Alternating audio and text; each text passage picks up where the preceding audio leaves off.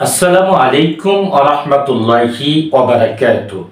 সম্মানিত ভিউয়ার্স, দেশ কিংবা প্রবাস থেকে যারা আজকে আমাদের এই অনুষ্ঠানটি দেখতে পাচ্ছেন তাদেরকে আন্তরিক শুভেচ্ছা এবং অভিনন্দন জানাচ্ছি।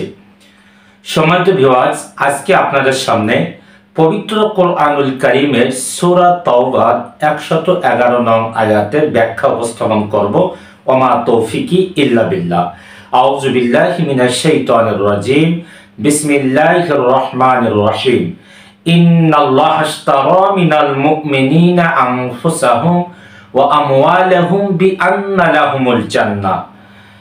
সম্মানিত ভিউয়ার্স, আল্লাহ সুবহানাহু ওয়া তাআলা পবিত্র কোরআনুল কারীমের সূরা তাওবার 111 নং আয়াতে যে কথাটি উল্লেখ করেছেন সেটি হলো, নিশ্চয় আমি মুমিনদের কাছ থেকে তাদের জান এবং মালকে ক্রয় করে নিয়েছি, বিনিময়ে আমি আল্লাহ তাআলা তাদেরকে জান্নাত দান করব। সম্মানিত ভিউয়ার্স, এই জায়গায় একটি বিষয় লক্ষণীয়।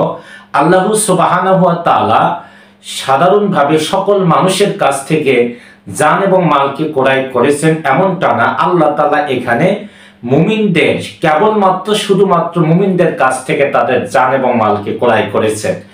এখন আমরা যদি আল্লাহ রাব্বুল আলামিনকে জিজ্ঞেস করি, আল্লাহ তাআলা মুমিন কারা, কার কাছ থেকে আপনি জান এবং মালকে ক্রয় করে নিয়েছেন?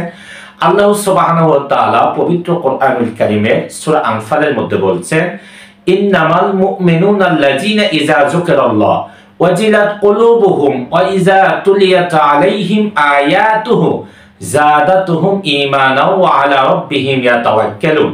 আল্লাহ সুবহানাহু ওয়া তাআলা এই জায়গায় ঈমানের সংজ্ঞা সুন্দর করে দিয়েছেন যে কেবলমাত্র প্রকৃতপক্ষে আসলে সত্যিকারের মুমিন তো তারাই, যখন আমি আল্লাহ তাআলার স্মরণ হয় তখন তাদের অন্তর কেঁপে ওঠে। ওয়া ইযা তুলিয়াত আলাইহিম আয়াতুহু, যখন আমার আয়াত তাদের সামনে তেলাওয়াত করা হয়, যাদাতুহুম ঈমানাও ওয়া আলা রাব্বিহিম ইয়াতাওয়াক্কালুন, তখন তাদের ঈমান বৃদ্ধি পায়। সুবহানাল্লাহ।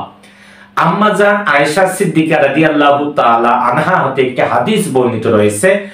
আম্মা জান আয়েশা সিদ্দিকা রাদিয়াল্লাহু তাআলা আনহা বলেছেন, ওয়ান আয়েশা রাদিয়াল্লাহু তাআলা আনহা ক্বালাত ক্বালা রাসূলুল্লাহি সাল্লাল্লাহু আলাইহি ওয়াসাল্লাম, আল ঈমানু বিল্লাহি ওয়া ইকরারু বিল লিসান ওয়া তাসদীক বিল কলবি ওয়া আমালু বিল আরকান। ঈমান চারটি জিনিসে পূর্ণতা লাভ করে। এক নম্বর হলো আল ঈমানু বিল্লাহি, আল্লাহর উপরে ঈমান আনয়ন করতে হবে। ওয়া ইকরারু বিল লিসান, জবানে স্বীকার করতে হবে। ওয়া তাসদীক বিল কলব, অন্তরে বিশ্বাস স্থাপন করতে হবে। ওয়া আমালু বিল আরকান, কর্মে পরিণত করতে হবে। আমরা মুমিনেরা যে যে কর্মে আছি সেই কর্ম সঠিকভাবে আল্লাহ তাআলার প্রদত্ত ঈমানের দাবি অনুযায়ী যেন আমরা করতে পারি, এটাই হচ্ছে ঈমানের দাবি। আল্লাহ সুবহানাহু ওয়া তাআলা এই আয়াতে বললেন, আমি মুমিনদের কাছ থেকে তাদের জান এবং মালকে ক্রয় করে নিয়েছি, বিনিময়ে আল্লাহ সুবহানাহু ওয়া তাআলা জান্নাত দান করবেন। একজন মানুষের সবচেয়ে পরম পাওয়া চাওয়া জান্নাত ছাড়া আর কি হতে পারে? সম্মানিত ভিউয়ার্স, আগামী দিনে কোনো এক আয়াত নিয়ে আপনাদের সামনে উপস্থিত হব ইনশাআল্লাহ। ততদিন আপনারা সুস্থ থাকবেন, ভালো থাকবেন, এই আশাবাদ ব্যক্ত করে আন্তরিক শুভেচ্ছা এবং অভিনন্দন জানিয়ে আমার কথা এখানে শেষ করলাম। সকলকে ধন্যবাদ। আসসালামু আলাইকুম ওয়া রাহমাতুল্লাহি ওয়া বারাকাতুহু।